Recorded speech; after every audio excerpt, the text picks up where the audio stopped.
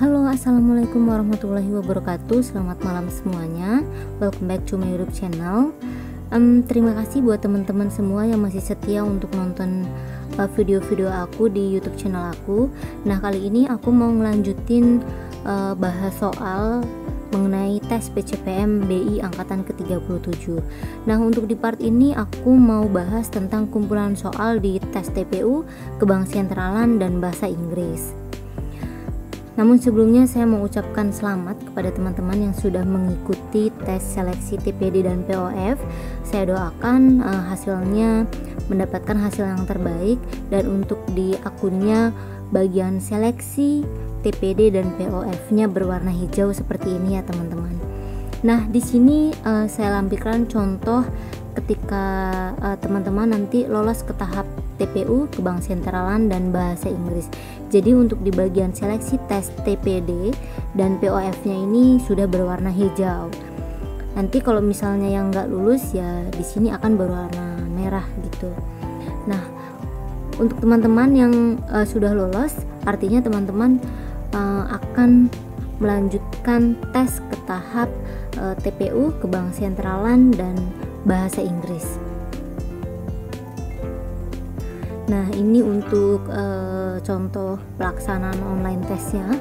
Jadi ketika angkatan ke-36 lalu tesnya juga online untuk di bagian TPU, Kebank Sentralan, dan juga Bahasa Inggris. Jadi kita akan dapat date, time, username exam, password exam, sama beberapa notes.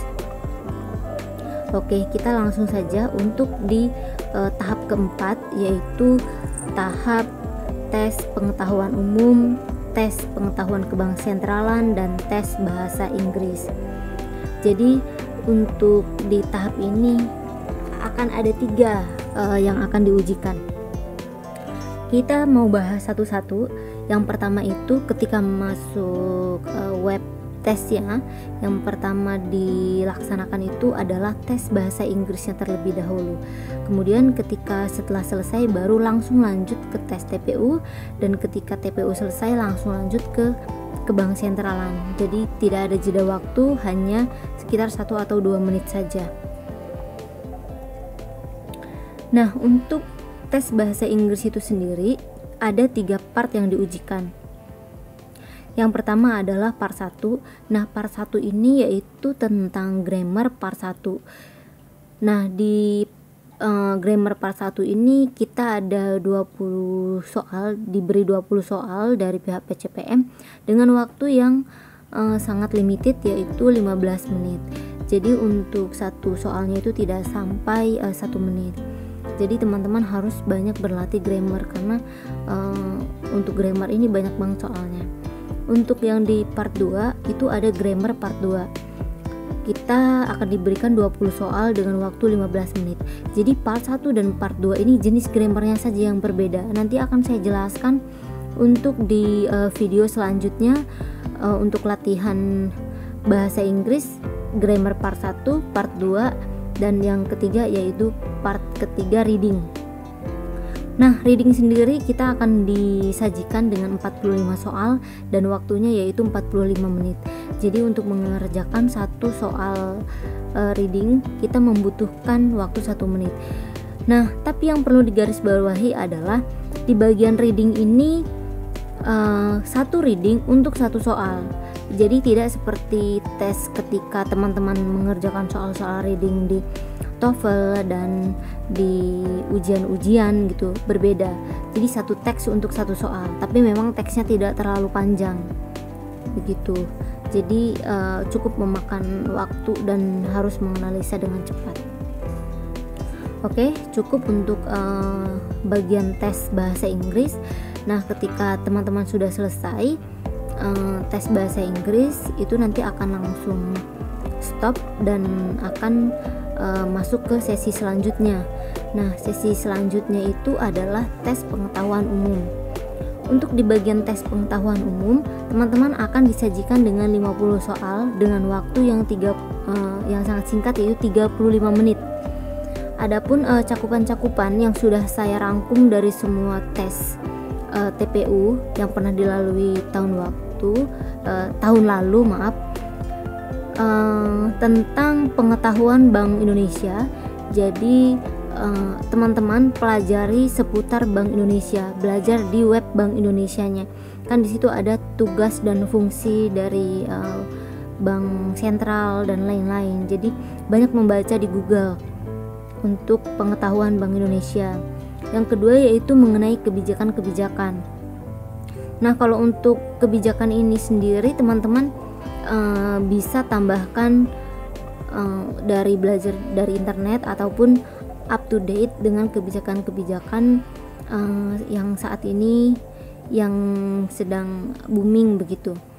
Nah, yang ketiga topiknya itu ada juga tentang ekspor impor. Yang saya rangkum ada bagian ekspor impornya juga. Jadi dipelajarin bagian ini. Yang keempat itu ada tentang inflasi dan juga deflasi. Teman-teman silahkan searching apa itu inflasi, apa itu deflasi, bedanya apa, terus bagaimana bisa terjadi dan lain-lain, bisa dipelajari ya. Dan ini nanti akan saya bahas juga di YouTube channel saya satu persatu dari tiap-tiap sub tema yang ada di sini.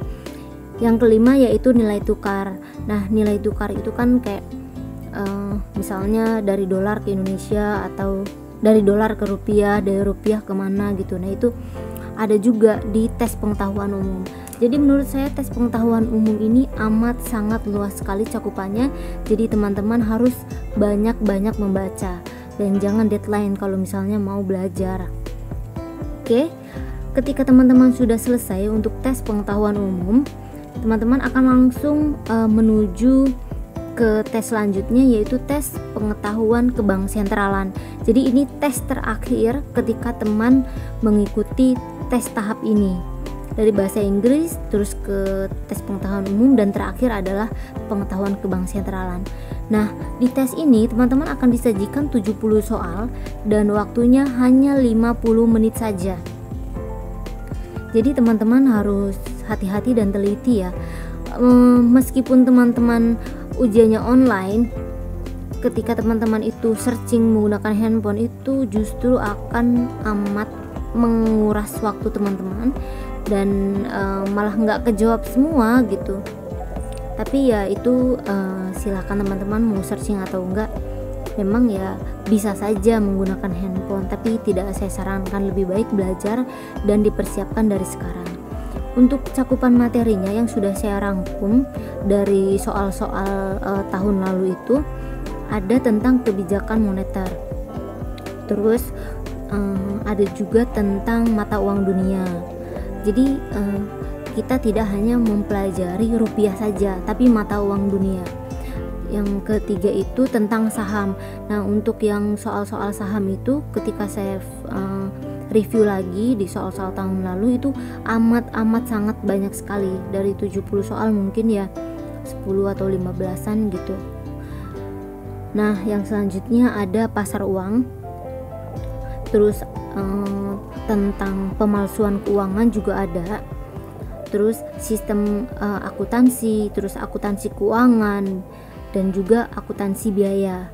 Jadi untuk teman-teman yang memang kuliahnya bukan dari jurusan akuntansi, ya siap-siap saja untuk belajar lebih ekstra demi menghadapi tes pengetahuan kebank sentralan ini.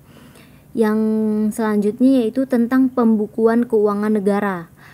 Saya sebagai alumni yang bukan dari ekonomi ataupun tentang akuntansi itu saya tidak paham tentang ini, tapi nanti saya akan coba share materinya yang sudah saya rangkum. Yang terakhir materinya yaitu tentang auditing. Jadi tes pengetahuan kebank sentralan ini menurut saya amat sangat krusial sekali dan tes yang sangat sulit untuk dihadapi, mengingat jumlah soal dan waktunya ini tidak seimbang begitu. Oke, dari semua yang sudah kita lihat tadi, saya mencoba merangkum. Jadi untuk total soal tesnya adalah yang pertama di English, yaitu totalnya 85 soal dari 3 part. Yang kedua untuk tes TPU yaitu 50 soal, dan Yang ketiga yaitu tes pengetahuan kebank sentralan, ada 70 soal dengan total waktunya dengan total soalnya yang harus dikerjakan adalah 205 soal dan waktu hanya 160 menit saja. Jadi ini amat sangat pendek ya teman-teman, harus dipersiapkan dari sekarang. Nah, untuk pembahasan soal-soalnya saya akan upload di video selanjutnya. Terima kasih buat teman-teman, semoga ini bermanfaat dan jangan lupa untuk like, comment, subscribe dan silahkan berdiskusi di kolom komentar sebanyak-banyaknya untuk bertukar pengetahuan. Terima kasih, see you for the next video and bye-bye.